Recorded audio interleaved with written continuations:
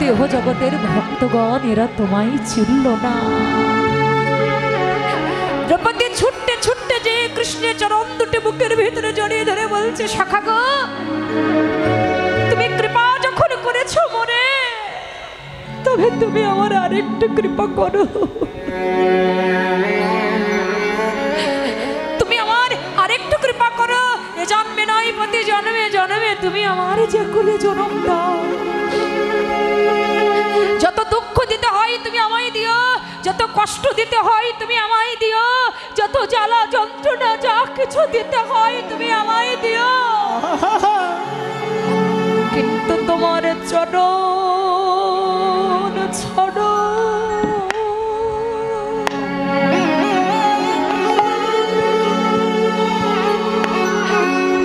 চরণ ছাড়া করো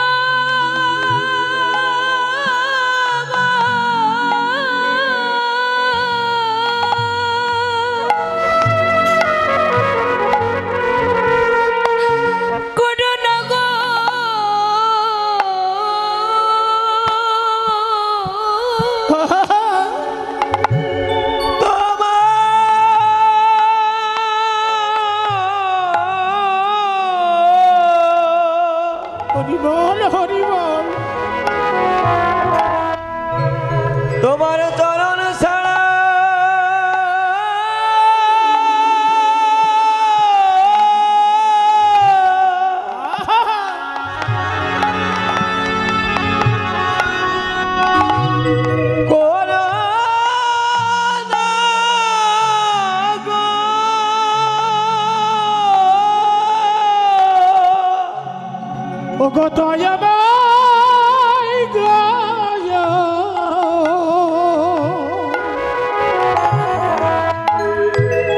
তোমার চরণ ছাড়া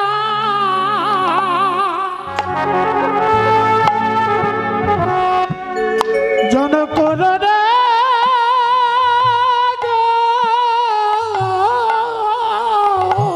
ও তুমি আমার যে কুলে জানো,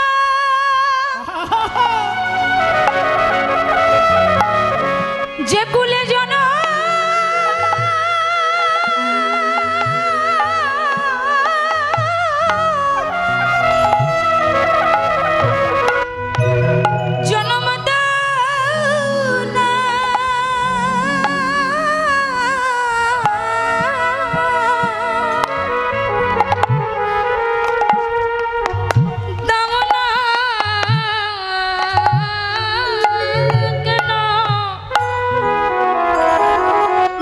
প্রভু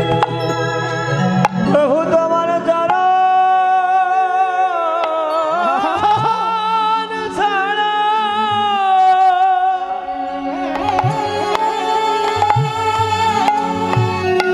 করোনা গো।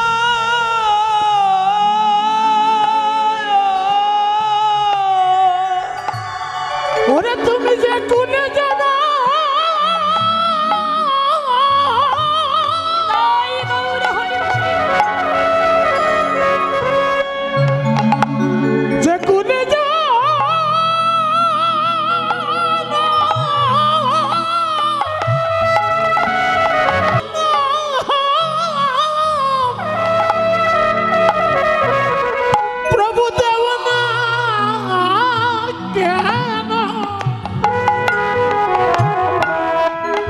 তোমার চরণ ছাড়া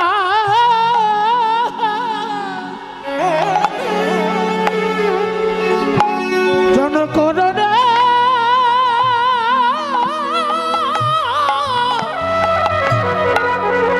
ওরে করুন না গো। আমি কত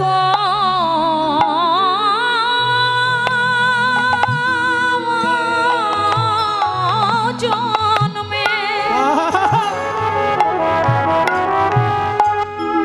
ওই চরণের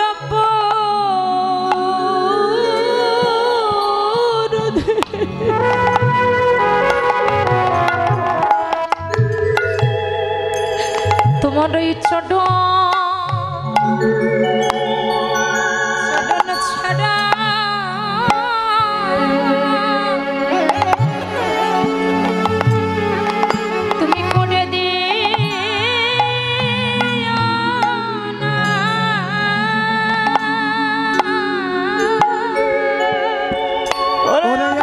কত জনমে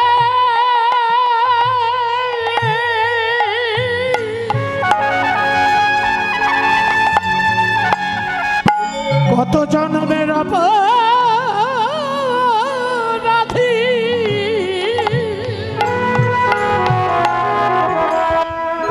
প্রভু তোমার চরণ ছাড়া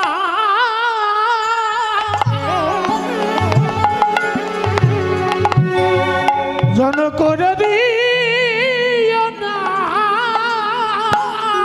আমার যে কুলে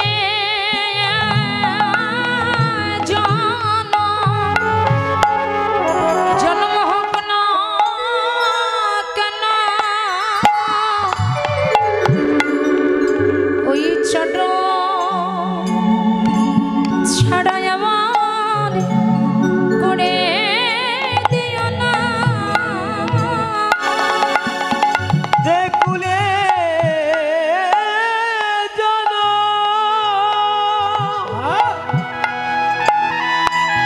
জনম হোক না কেন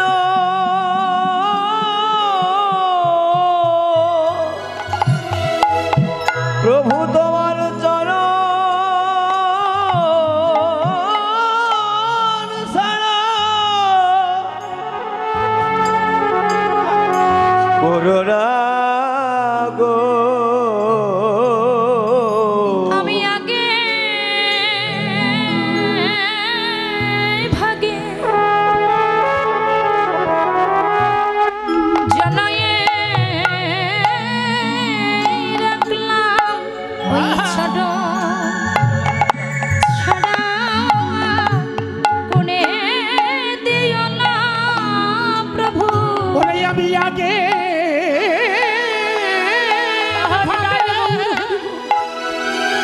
জানাইয়ে রাখলাম জনচর ছাড়া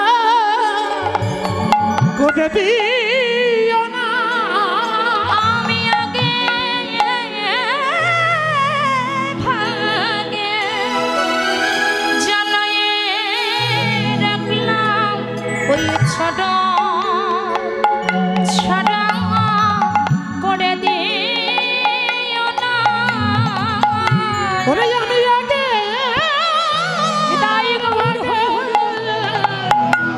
জানাইয়ে রাখলাম ওই ছোট ছাড়া করো না প্রভু আমি আগে ভাগে জানাইয়ে রাখলাম ওই চরণে যেন আমার মতি থাকে আগে ভাগে জানাইয়ে রাখলাম ওই চরণে যেন আমার মতি থাকে ভাগে জানালে রাখলাম চরণে জানা পতি থাকে আগে ভাগে জানালে রাখলাম চরণে জানা পতি থাকে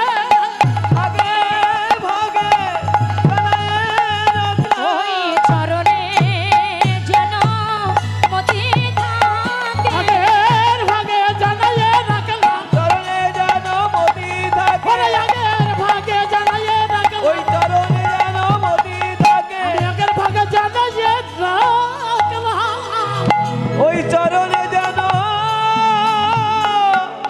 আমার মতি পতি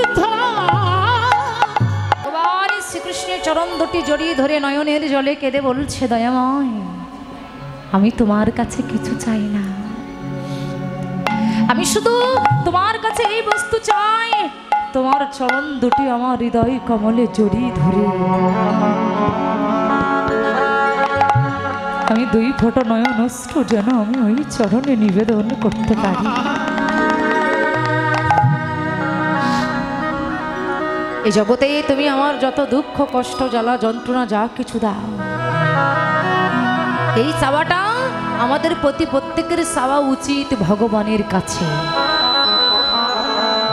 দয়াময় হয়তো কোন জন্মে আমার কর্মফল ভালো ছিল, তার জন্য এই জন্মে তুমি আমার মনুষ্য করে জন্ম দিয়েছ। এই মনুষ্যগুলো জন্ম পেয়ে মধুমাখা হরে কৃষ্ণ মহামন্ত্র নাম আমি আমার বদনে উচ্চারণ করছি। তাই তোমার চরণ আমার এই নিবেদন, তুমি যে কুলি জন্ম দাও, আমি আর কোনো কিছু না পারি তোমার কৃষ্ণ নামটা বদনে নিয়ে 2 ফোঁটা নয়ন অশ্রু যেন আমি তোমার চরণের নিবেদন করতে পারি। হরিবল হরিবল হরি হরিবল। এই জন্য তত্ত্বদর্শীগণ জানিয়ে দিলেন আগে ভগবানকে আপন করো। ভগবানকে আপন করে তুমি তোমার হৃদয়ে স্থান দাও। তোমার ছেলেকে তুমি যে জায়গাটায় বসিয়েছো, ভগবানকে ঠিক ওই জায়গাটায় ওই স্থানে তুমি বসাও। তার সঙ্গে তুমি সম্পর্ক তৈরি করো। ইহজগতের ছেলেকে তুমি এত ভালোবেসেছো, ওই ছেলের সাথে যখন আঘাত লাগবে 2 দিন পরে তোমার হাতটা ছেড়ে দেবে। আর ভগবান বললেন এ জগতে কোনো ভক্ত যদি আমাকে নিজের ছেলের জায়গাটা দিতে পারে, আমার পুত্রের জায়গাটা যদি আমাকে দিতে পারে, ও জগতের পুত্র তাকে ভুলে যাবে। কিন্তু আমি ভগবান জীবনে কখনো কোনো দিন আমি তাকে ভুলি না। ভগবানকে ভালোবাসো, আর তাকে যদি ভালোবাসার মতো ভালোবাসতে পারো, তাহলে তুমি দেখবে ভগবান তোমার সামনে খেলছে, হাসছে, তোমার সাথে কথা বলছে। যেমন মীরাবাই করেছিলেন। মীরাবাই দেখিয়েছিলেন সে ভগবানের সাথে কথা বলতেন, ভগবানের সাথে হাসতেন, সবকিছু করতেন। আর আপনিও যদি সেই স্থানটা ভগবানকে দিতে পারেন, তাহলে ভগবান আপনার সামনে খেলবে, হাসবে। কে বলেছে ওটা পাথরের মূর্তি? কে বলে ভগবান পাথরের মূর্তি? তোমার নয়নটা পাথরের মতো, তাই তুমি ভগবানকে পাথর হিসেবে দর্শন করো। তুমি আগে দেখার মতো নয়ন তৈরি করো। যদি দেখার মতো নয়ন তুমি তৈরি করতে পারো, তাহলে তুমি দেখবে সাক্ষাৎ রাধা কৃষ্ণ যুগল হয়ে দাঁড়িয়ে আছে। তুমি আগে তাকে দেখো, তাকে চেনো, তাকে তুমি জানো। তুমি যখন তার সম্পর্কে জানবে, তার দিকে তোমার মনটা ধাপিত করবে, তার দিকে তোমার হাতটা বাড়িয়ে দেখবে, দেখবে ভগবানও তোমাকে ঠিক তেমন করে আপন করে তার হৃদয় হরে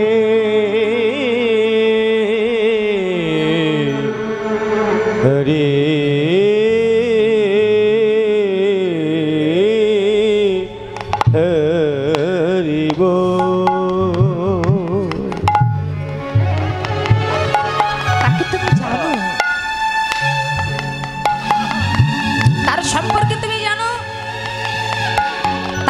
ভালোবাসো। নিজের পুত্র জায়গাটাতে সে কি হয়েছে জানো মা? এক গ্রাম থেকে এক মা গিয়েছিল বৃন্দাবনে। আর বাবা বৃন্দাবনে যেই না গেছে, বৃন্দাবনে গিয়ে মা একটা বড় স্বাদ করে গোপালের মূর্তি কিনে এনেছিলেন। এই যে আমাদের ঘরে ঘরে আছে না গোপালের মূর্তি, আমাদের ঘরে ঘরে যে গোপালের মূর্তি আছে না, আমরা গোপালকে পূজা করি। গোপালের মূর্তি, পিতলের মূর্তি। এখন তো ফ্যাশন হয়ে গেছে অনেকের। দেখবেন যারা আচারী না, যারা প্রসাদী না, যারা আমিষ আহার করে, গোপালকে ক্যাডবেরি দিচ্ছে, চকলেট দিচ্ছে, কত কিছু করছে, আপনারা ফেসবুক খুললেই দেখতে পাবেন। কিন্তু এগুলো মহা মহা ভুল অপরাধ। গোপাল কোনো খেলনার জিনিস নয়। গোপালকে কোলে করে নিয়ে বেড়াচ্ছে, কত ফ্যাশন, কত কিছু দেখাচ্ছে। আমি আমিষ আহার করছি, অথচ আমি গোপাল নিয়ে ঘুরে বেড়াচ্ছি, এটা আমার জন্য নয়। ভগবানকে আপন করতে গেলে আগে নিজের আহারটাকে শুদ্ধ করতে হবে। আর যখন আপনি নিজের আহারটা শুদ্ধ করবেন, তখন আপনার মনটা পবিত্র হবে, মনটা পরিবর্তন হবে। তাই সেই মা গিয়েছে বৃন্দাবনে। বৃন্দাবনে গিয়ে একটা গোপালের মূর্তি কিনে আনলেন বাড়িতে। কিন্তু গোপালকে এমন ভাবে ভালোবাসে বাবা, একটা মা যেমন তার ছেলেকে ভালোবাসে, ঠিক ওই মা গোপালকে ঠিক তেমন করে ভালোবাসে। যখন শীতকাল আসে, গরম জল করে গোপালকে স্নান করায়। কি গো, এখন তো শীতকাল আসবে, শীতকালে আমরা অনেকে গরম জল দিয়ে স্নান করি, আর আমরা অনেকে আছি ভগবানকে একেবারে ঠান্ডা জলে বসনটা চুপিয়ে ভগবানকে মুছতাম। আরে আমার শীত লাগছে, আমি গরম জলে স্নান করছি, এই ভক্তিটা তোমাকে আনতে হবে। আমার শীত লাগছে, আমি গরম জলে স্নান করছি, তাহলে আমার ঘরে যে গিরিধারী গোপাল আছে তারও তো শীত লাগতে পারে। এই মনটা আগে তোমার আনতে হবে, এই মনটা তোমার আনতে হবে। এখন ওই মা কি করে না, যখন শীতকাল আসে গোপালকে একেবারে গরম জল করে গোপালকে সুন্দর করে স্নান করায়, গোপালকে গা মোছায়, নিজে যা সেবা করে গোপালকে তাই সেবা দেয়। গোপাল ছাড়া মা কোনো কিছু জানে না, নিশি অহর্নিশি গোপাল ছাড়া মা কিচ্ছু বোঝে না। গোপাল বলতে একবারে মা অজ্ঞান, যা কিছু সেবা করে, নিজেও একটা জল সেবা করলে সেটা গোপালকে নিবেদন না করে মা কখনো কোনোদিনই সেবা করে না। তা কি হয়েছে, ওই মা একদিন যাচ্ছে হঠাৎ করে আত্মীয়ের বাড়িতে বেড়াতে, মনে মনে চিন্তা করলেন আজকে যাচ্ছে কালকে যাব, গোপালকে নিয়ে যাব না, গোপাল বাড়ি থাক, আমি অনেক জার্নি করে যাব, অনেক বাসে যাব, আমার গোপালের বড় কষ্ট হবে, তাই গোপাল বাড়ি থাক। দেখুন আপনি অনেক জার্নিংয়ের পথে যাবেন, আপনার কোলে যদি ছেলে থাকে আপনি মনে মনে চিন্তা করবেন কালকেই তো যাব, আমার সন্তান বাড়ি থাকো ভালো থাকবে, কি গো আমরা ভাবি না? আর যে মা বৃন্দাবন থেকে গোপাল কিনে আনলো, ওই মা যখন বাইরে যাচ্ছে এক জায়গায় আত্মীয়র বাড়িতে, মনে মনে চিন্তা করছে আমার গোপাল বাড়িতে থাক, আমি রাতটা পোহালেই কালকে সকালে চলে আসব। আর ওই মায়ের একটা ছেলে ছিল, সে ছিল কৃষ্ণ বহির্মুখী, তার ভিতরে কোনো প্রেম ভক্তি ছিল না। তাই মা যখন যাচ্ছে তখন তার ছেলেকে ডেকে বলছে, দেখ বাবা, আমি তো একটু আত্মীয়র বাড়িতে বেড়াতে যাচ্ছি, তো আমার ঘরে যে গোপাল আছে, এখন তো পৌষ মাসের রাত, খুব শীত, তাই দেখ বাবা তুই যখন আমার ওই গোপালকে স্নান করবি যেন ঠান্ডা জল দিয়ে স্নান করাস না, ঠান্ডা জল দিয়ে স্নান করলে আমার গোপালের জ্বর হবে, ঠান্ডা লাগবে। দেখুন কতটা ভক্তি আসলে তাহলে এই মা এমন কথা বলতে পারে। ছেলেকে বারবার করে বলে গিয়েছে আমার গোপালকে যেন ঠান্ডা জল দিয়ে স্নান করাবি না, এখন শীতকাল ঠান্ডা জল দিয়ে স্নান করলে আমার গোপালের ঠান্ডা লাগবে, জ্বর হবে। আর মা এই কথা বলে যখন চলে গেলেন, মায়ের ছেলে মনে মনে চিন্তা করছে মার নিশ্চয়ই মাথা খারাপ হয়ে গেছে। হ্যাঁ, মায়ের নিশ্চয়ই মাথা খারাপ হয়ে গেছে। আরে পাথরের মূর্তি, তার আবার ঠান্ডা লাগতে পারে নাকি? পাথরের মধ্যে কি আবার ঠান্ডা লাগে? পাথরের মূর্তি আবার কি করে ঠান্ডা লাগবে? মা যখন চলে গেল, দেখলো যে দুপুর হয়ে গেছে, ওই গোপালকে স্নান করাতে হবে। একেবারে কি করেছে, সেই বাড়ির পাশে ছিল একটা পুকুর, আর শীতকাল, সেই পুকুরে পাথরের মূর্তিটা, ও তো পাথর মনে করে ওই গোপালের মূর্তিটা হাতে নিয়ে একেবারে পুকুরে যেয়ে কয়েকটা চুপন চুপইয়েছে গোপালকে। এমন চুপন চুপাইয়েছে, চুপাইয়ে গোপালের গাটা পর্যন্ত মুছে দিল না, গোপালকে ওইভাবে সিংহাসনে পড়ে রেখে দিয়েছে। বলে পাথরের মূর্তির নাকি আবার ঠান্ডা লাগবে, তাই কখনো হয়? হ্যাঁ, আমার মায়ের মাথা ঠিক খারাপ হয়ে গেছে, মা আমার পাগল হয়ে গেছে। আর এই যেই না বলা, গোপালকে দুপুরবেলা সেবাও দিল না, কোনো কিছু সেবা দিল না, নিজের মতো নিজে সেবা করে নিলেন। আর যেই না সন্ধ্যা হয়েছে, রাত হয়েছে, রাত্রেবেলা মা যখন আত্মীয়র বাড়িতে যে ঘুমাতে গেছে, মায়ের মাথার কাছে কে যেন এসে মাকে ডেকে বলছে, মা জানিস মা, জানিস মা, সারা দিনের মধ্যে আমি কোনো কিছু সেবা করিনি মা, সারা দিন আমি কিছু সেবা করিনি, আমার বড় ক্ষুধা লেগেছে। মানে তুই আমার কেমন মা? আরে তুই যখন এসেছিলি তুই তো পারতিস তোর সঙ্গে করে আমাকে নিয়ে আসতে, তুই কেমন করে আমাকে ঘরে রেখে তুই চলে এলি মা, তুই কি আমার কষ্ট বুঝলি না, আমার কত কষ্ট হচ্ছে মা। সত্য সত্য যদি তুই আমাকে ভালোবেসে থাকিস, কাল সকাল হওয়ার সঙ্গে সঙ্গে তুই ঘরে চলে আসবি মা, তুই ঘরে চলে আসবি। আর যেই না মাকে বলেছে, মা সেই ভোরবেলা, ভোর হতে হতেই বাড়িতে এসেছে। আর বাড়িতে এসে যেই না ওই পাথরের মূর্তি গোপাল ছিল, গোপালের গায়ে হাত দিয়েছে, একটা কারেন্টে যেমন শর্ট করে ঠিক মায়ের হাতে সেই কারেন্টের মতো শর্ট করেছে, গোপালের গাটা আগুনে ভরা, গোপালের গাটা আগুন।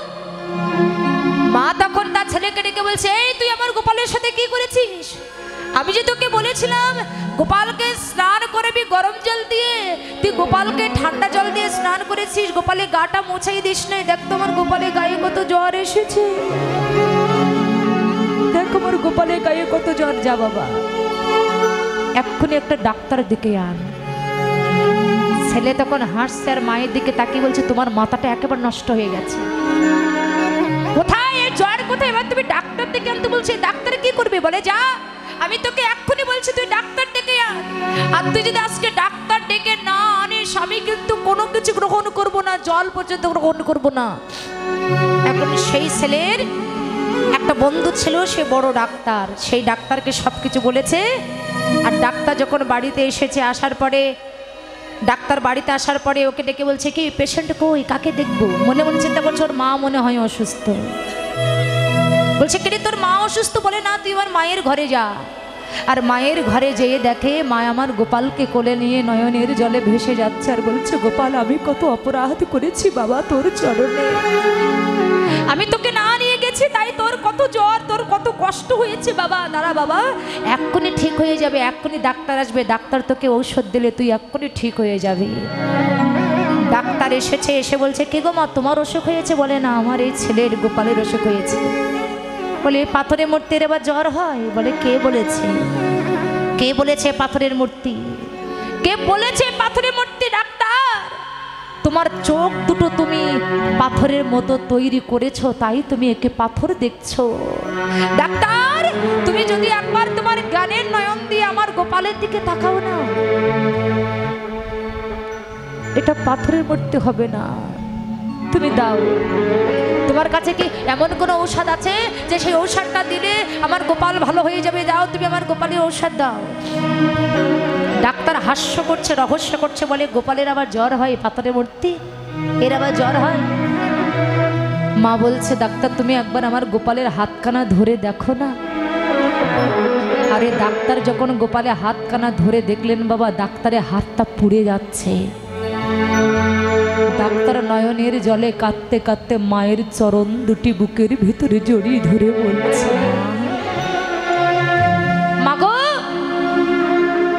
আমার বাবা হয়তো আমাকে অনেক কোটি কোটি টাকা দিয়ে আমাকে ডাক্তারি পড়িয়েছে, আমি অনেক বিদেশে যেয়ে আমি ডাক্তারি শিখেছি, আমার পিছনে আমার বাবা অনেক টাকা খরচা করে আমাকে ডাক্তার তৈরি করেছে মাগো, কিন্তু আমি এমন ডাক্তার হতে পারিনি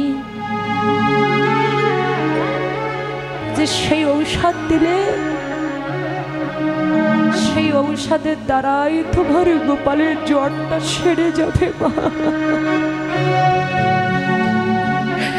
মাগো আমি এমন ডাক্তার হতে পারিনি মা,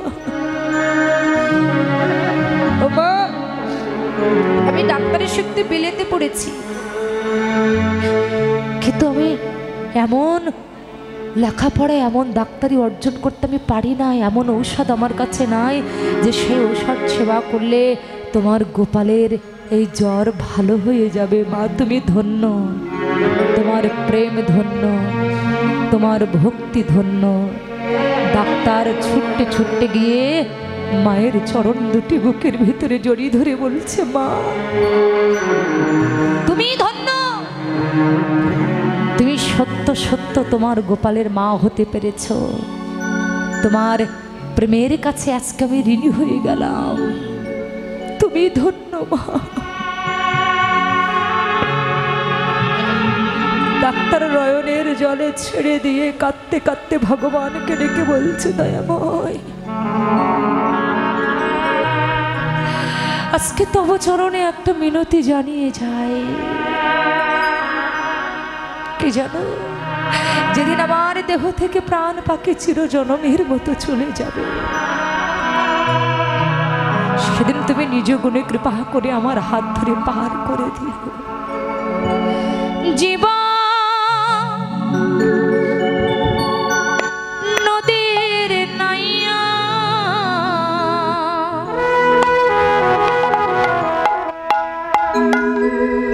এই ভবের খেলা,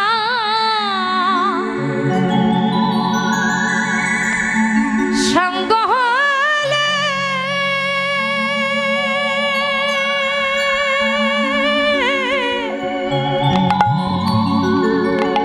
দিয়া পার করে রে জীবন নদীর নাইয়া। ওরে জীবন নদী নাইয়া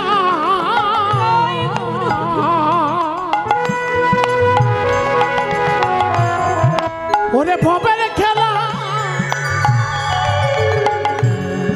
সঙ্গ হলে রে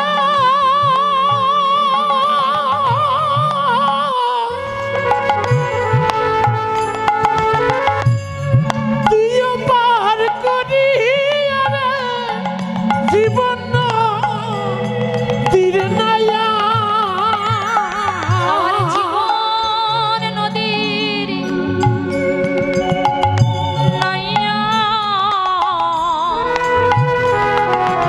আমার এই জীবন নদীর নায়া হচ্ছে তুমি। তাই যেদিন আমার এই দেহ থেকে প্রাণ পাখি চলে যাবে, আমরাও এই মিনতি আজকে এখানে জানিয়ে ভগবানকে আমরা বলতে পারি, জীবন নদীর নাইয়া,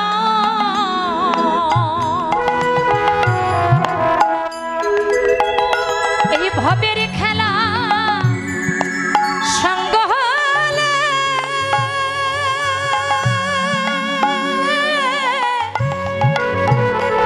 আমার দিও পার করি আরে জীবন নদীর নাইয়া।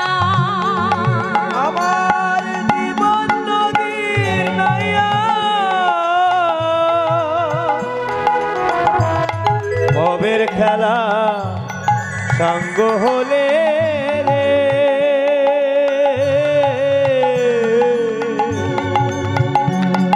এ দিবে নালাইয়া রে জীবন নদী নাইয়া। ও দয়াল রে,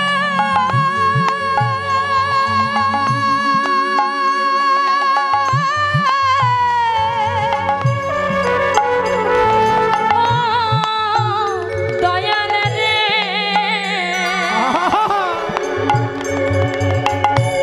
সিন্ধু কেটে জমা ছিল এত টাকা গয়না, ও দয়াল রে আয় বাবুর হরি হরি বাবা।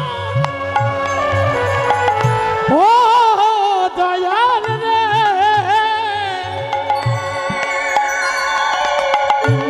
সিন্ধু কেটে জমা ছিল এত টাকা গয়না ও দয়াল রে,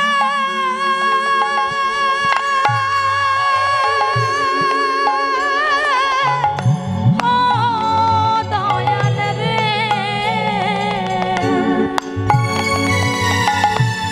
সিন্ধু কেটে জমা ছিল এত টাকা গয়না, এই পারের কালে অচল হবে রে,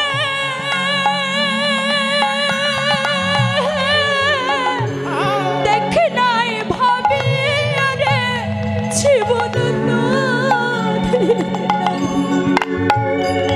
আমার জীবন নদীর নাইয়া ওরে প্রাণ পাখি উড়ে গেলে রে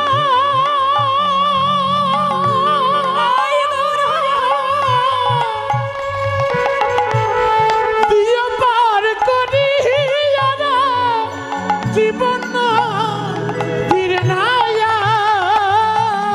ভক্ত কেঁদে কেঁদে বলছে, আমি সারা জীবন এত টাকা পয়সা এত কিছু করে গেলাম, আমি এত চাকরি করলাম, এত টাকা পয়সা ইনকাম করলাম, কিন্তু আমি তো জীবনে কোনোদিন ভাবি নাই যে আমার পারের কালে সব অচল হয়ে যাবে। তাই কবি এখানে বললেন, এই সিন্ধু কেটে জমা ছিল এত টাকা গয়না, পারের কালে অচল হবে রে,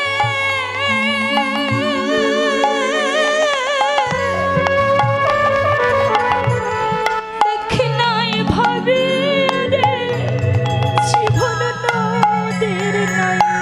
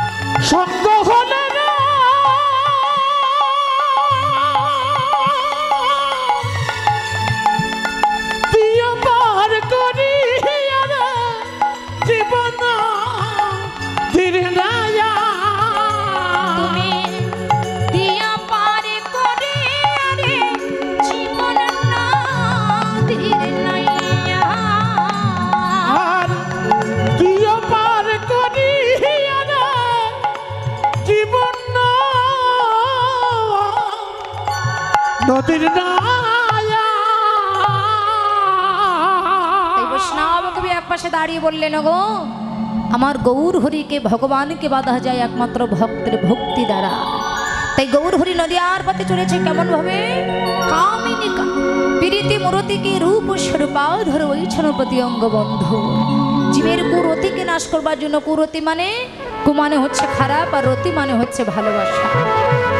জীবের কুমন্ত্রণা কামনা নাশ করবার জন্য আজকে রাধা ভাবি ভাবিত হয়ে নদী আর পথ দিয়ে গৌর হরি চলেছে। কেমন ভাবে যাচ্ছে?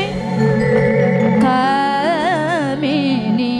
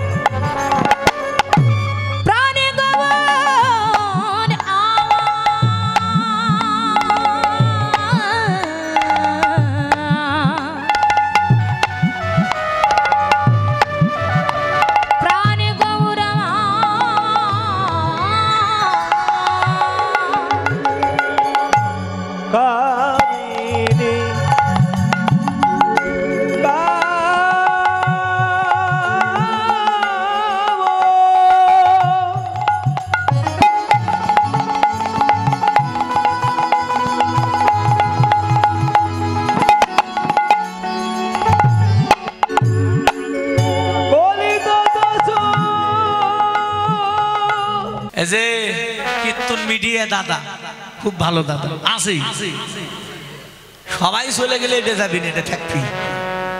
খুব ভালো, এনার চ্যানেলে ভালো ভালো কীর্তন আছে। কীর্তন মিডিয়া টিম লিখবেন, অনেক কীর্তন আসবে, আপনারা শুনবেন। আমাদের অনেক কীর্তন ছাড়া আছে। আমার ইউটিউব চ্যানেলে কি কীর্তন মিডিয়া টেন সকল সনাতন ধর্মে যত বড় বড় কীর্তনীয় আছে হয়েছে নাম কীর্তন লীলা কীর্তন। এই যে কীর্তন মিডিয়া এই চ্যানেলটি সকল কীর্তনীয়দের কীর্তন এই ইউটিউব চ্যানেলে পাবেন আপনারা। সনাতন ধর্মীয় অনুষ্ঠান ইউটিউব চ্যানেল কীর্তন মিডিয়া আপনারা সাবস্ক্রাইব, নতুন নতুন কীর্তন আপনারা সাবস্ক্রাইব করবেন। এবং অষ্টকালীন নীলা কীর্তন, গীতা পাঠ, মহানাম যজ্ঞ অনুষ্ঠান, এক নাম নীলা কীর্তন আপনারা সকলেই ওই চ্যানেলে সাবস্ক্রাইব করবেন। গীতা পাঠ, ভাগবত পাঠ সকল কিছু এই চ্যানেলে দেখতে পাবেন এবং সকলেই দেখবেন এবং বেশি বেশি করে শেয়ার করবেন, যেন সকলের মাঝে দাদা আরো ভালো ভালো কীর্তন আপনাদেরকে উপহার দিতে পারে। কীর্তন মিডিয়া সকল ভক্তগণই এই চ্যানেলটি দেখবেন। হ্যাঁ, তো গৌর হরি বল, হরি বল, হরি বল। আমার এই দাদা আমার অনেক কীর্তন সেরেছে বাবা। আমার এই কীর্তন মিডিয়া টেন লেখলে বহু কীর্তন, আমার কীর্তন, অন্যান্য কীর্তন, বাউল গান, কবি গান, শব্দ গান, লীলা কীর্তন, নাম কীর্তন, অনেক কিছু পাবেন। আপনারা এই চ্যানেলটা সাবস্ক্রাইব করবেন, এটা আমার অনুরোধ। এই যে আমার সামনে একটি চ্যানেল দাঁড়িয়ে আছে, আপনারা সবাই একটু লক্ষ্য করুন। ওনাকে আমি বাবা বলে সম্বোধন করি। তিনি মেয়ের মতোই দেখেন আমাকে। তিনার মেয়ে হলে হয়তো এমনই দেখতে। সত্যি খুব ভালো, ব্যবহারও খুব ভালো, এমনকি আন্তরিকতাও খুব ভালো। এরকম একটা বাবা পাওয়াও সৌভাগ্যের ব্যাপার। তো আমি যেখানে যাই উনি যাওয়ার চেষ্টা করেন আমাদের সঙ্গে, একজন কীর্তনিয়া হিসেবে নয়, একজন মেয়ে হিসেবে। তো কীর্তনিয়া হিসেবে সবাই তো মানে, তাই না? মেয়ে হিসাবে কয়জন মানে? তো খুব ভালো লাগে তিনার ব্যবহার আচার। আশীর্বাদ করবেন তিনাকে। তিনার চ্যানেল আছে, আপনারা সবাই চ্যানেলটার নাম বলে দিই, কীর্তন মিডিয়া 10। চ্যানেলটির নাম হচ্ছে কীর্তন মিডিয়া 10। আপনারা সবাই এই চ্যানেলটি বেশি বেশি দেখবেন, লাইক করবেন, কমেন্ট করবেন এবং সাবস্ক্রাইব করবেন, করে পাশে থাকবেন এবং আমার বাবাকে আশীর্বাদ করবেন যেন নিতই আপনাদের মতো সাধুগুরু বৈষ্ণবকে এই যে কীর্তনের মাধ্যম দিয়ে হরিকথা কৃষ্ণকথা শ্রবণ করাতে পারেন, আপনারা আশীর্বাদ করবেন ওই চ্যানেলটি যেন অনেক বড় হতে পারে, আশীর্বাদ করবেন। রাধা গোবিন্দ প্রেমানন্দে হরি হরি বল হরি বল।